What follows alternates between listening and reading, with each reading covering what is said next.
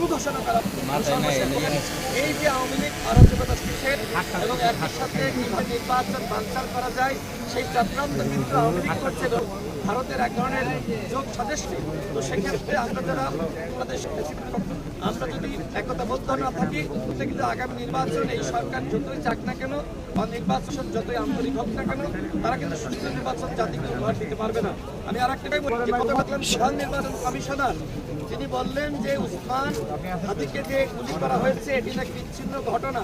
দেখেন আওয়ামী লীগ যে চক্রান্ত বা ষড়যন্ত্র শুরু করেছে এটি কোনো বিচ্ছিন্ন নয়।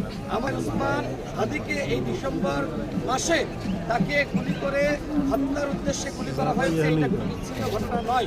এরকম অসংখ্য ঘটনা আওয়ামী লীগ ঘটানোর চক্রান্ত করছে এবং এর পিছনে ভারতের এজেন্টদের এক ধরনের প্রত্যক্ষ মদত রয়েছে।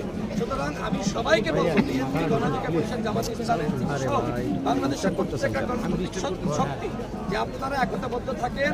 আজকে আমরা বিভাজিত হয়ে পড়েছি, সেই কারণে কিন্তু আওয়ামী লীগ এই সুযোগটা পাচ্ছে। সুতরাং এখন সময় এসেছে এই বিজয়ের দিনে আসুন আমরা সবাই শপথ নিই যে আমরা এক থাকবো, একতাবদ্ধ থাকবো, আওয়ামী ফ্যাসিবাদকে মোকাবেলা করব।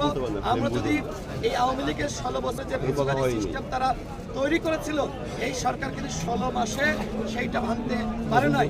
আজকে যদি রাজনীতিবিদরা একতাবদ্ধ হয়ে এই ফ্যাসিবাদী সিস্টেম এবং আওয়ামী ফ্যাসিবাদকে নির্মূল করতে না পারে সেক্ষেত্রে কিন্তু আমাদের সবার জন্য বিপদ অনিবার্য।